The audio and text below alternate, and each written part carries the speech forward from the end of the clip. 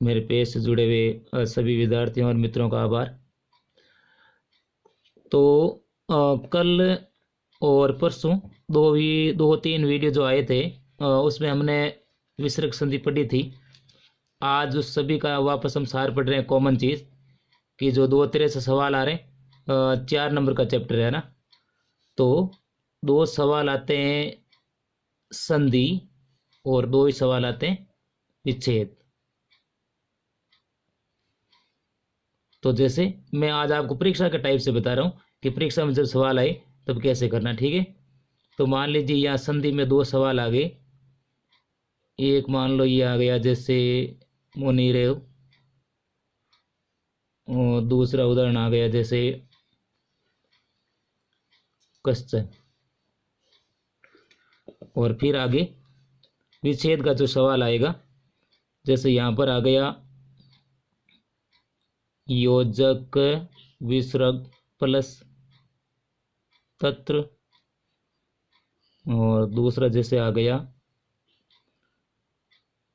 नृपय plus जय।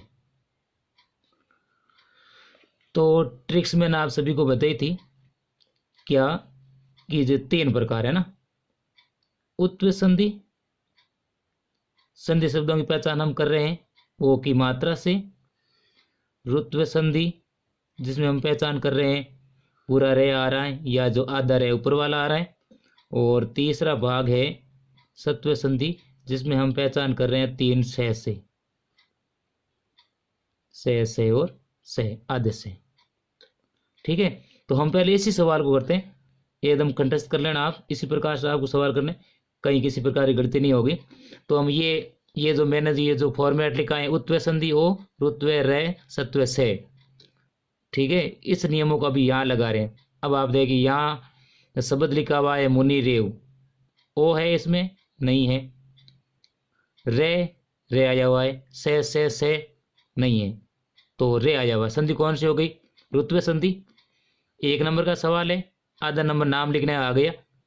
अब हम क्या कर रहे थे कि ओ का विसर्ग कर रहे थे, वापस विसर्ग का ओ करते हैं, रे का विसर्ग करते हैं तो विसर्ग का रे वापस रे करते हैं, और से का विसर्ग करते हैं तो वापस विसर्ग के से बनाते हैं। तो यहाँ देखिए एक रे पूरा और आधा रे, यहाँ पर कौन सा रे? पूरा रे आया हुआ है, ठीक है ना। तो मैंने आपको बताया था कि आधे रे का ही विसर्ग करना है, ठीक है। तो यहाँ देखिए हम सवाल को जब काटेंगे तो देखिए मुनि, आधे रे का विसर्ग हो गया। अब देखिए रे के साथ स्वर कौन सा आया हुआ है? एक ही मात्रा, ये छोटे एक ही, तो आप यहाँ से लिख दीजिए ए और वे। ये देखिए सिंपल सा तरीका है एकदम, कहीं गलती नहीं होगी। दूसरा उदाहरण लिखा हुआ क्वेश्चन, ओ नहीं है, रे आया हुआ है, नहीं आया हुआ रे, से, हाँ तो देखिए से आया हुआ है। तो फिर वही बात कि ओ का विसर्ग, रे का विसर्ग और से का भी विसर्ग, तो के से की जगह हो गया विसर्ग और प्लस हो गया चन।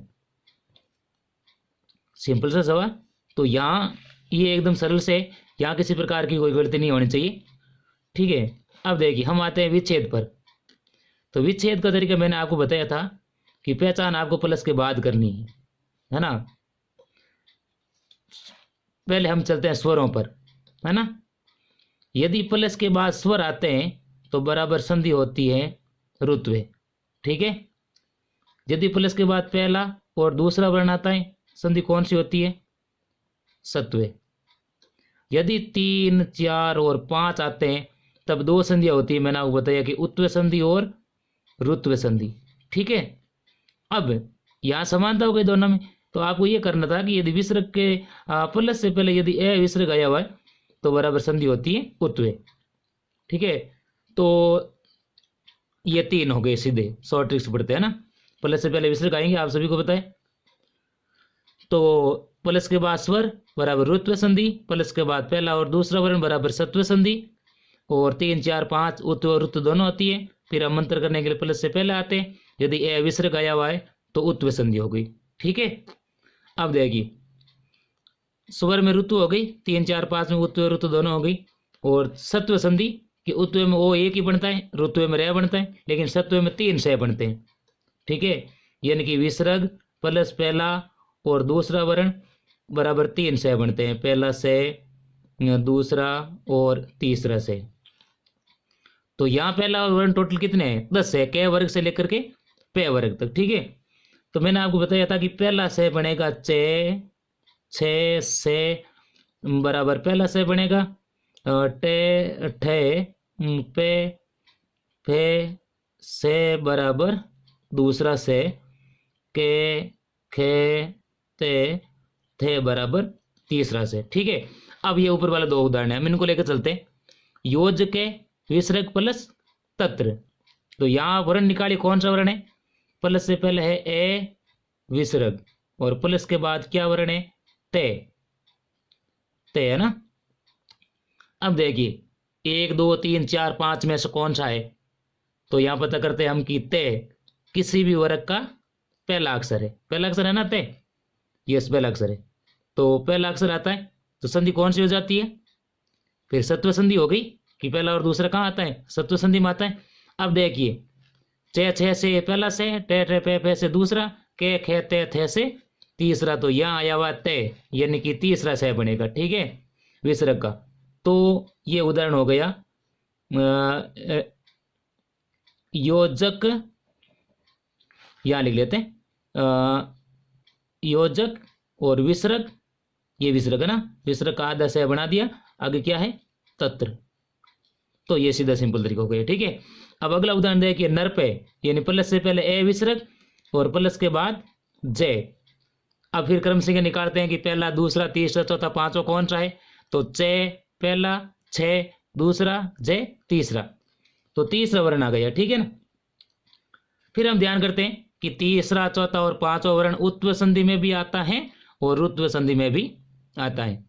लेकिन मैंने आपको कहा था कि दोनों में आता है, तब अंतर आपको प्लस से पहले करना है। यदि प्लस से पहले ए है तो आप उत्व कर दीजिए, ए नहीं है तो आप रुत्व कर दीजिए। तो यहाँ पर क्या आया हुआ? प्लस से पहले यस ए आया हुआ है, तो संधि कौन सी हो गई? उत्व संधि हो गई। और उत्व संधि में विसर्ग का क्या बनता है?